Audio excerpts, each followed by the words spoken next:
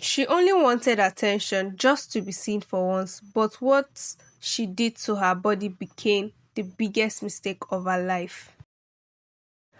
Amara had spent her entire life being invisible, not ugly, not poor enough to beg, just unnoticed.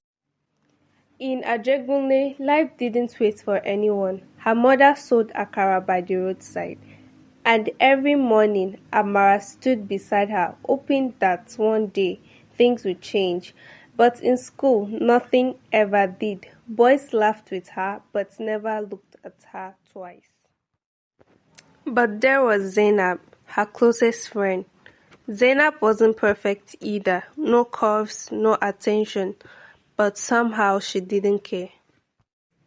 Amara, not everything you see online is real. Zainab would say, you don't need to change your body for people to notice you. Amara would laugh it off, easy for you to say. Then came university and everything changed. Attention had a pattern, curves, shape, body, and that was how she saw it, the before and after pictures. Flat, ignored. Curvy, desired. It's BBL, someone said. Brazilian butt lifts. That night, Amara couldn't sleep. For the first time, she felt like she had found the solution. Don't do it, Zainab said firmly. You don't know what could go wrong. People die from this. But Amara was already too deep. People also live better after it, she replied. When money became tight at home, desperation joined insecurity. And that was how she found the clinic. Cheap, fast, no questions asked. Amara, what are you hiding from me? Her mother asked, but Amara just smiled. Nothing, Mama. Amara sat in a cracked plastic chair, staring at the peeling wallpaper. The receptionist barely glanced at her, muttering under her breath. She noticed the faint smell of disinfectant mixed with something metallic. Every tick of the old wall clock echoed in silence. Doubts crept in, but she pushed them aside. She whispered to herself, just a little more. I'll be different. I'll finally be seen. A woman in her late 20s limped out of one of the rooms. Her expression was tense and she whispered something about pain and swelling. Amara's heart raced. She considered leaving, but a voice in her head reminded her of her dream. The fear battled with hope in a silent war inside her. A doctor finally appeared, wearing a stained lab coat. He smiled too quickly, his eyes cold. He explained the procedure in a rush, showing before and after images that looked unreal. Amara's stomach twisted, but she nodded. Every single word felt heavy, like she was stepping into something unknown. Her hands trembled as she signed the consent form. This is it, she thought. No turning back now.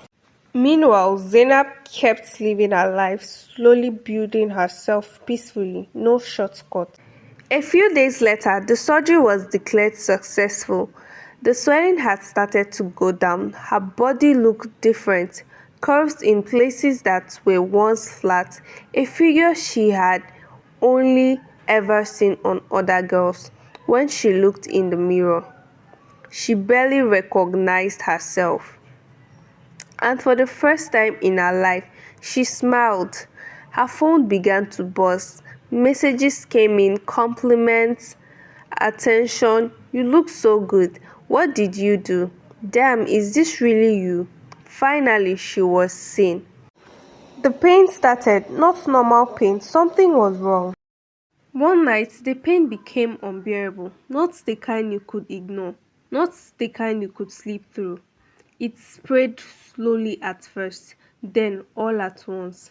Her body felt like it was shutting down. Her chest tightened. Her breath came in short, uneven gaps. She tried calling for help, but her voice wouldn't come out. And then everything went black. Darkness, no pain, no sound, just silence.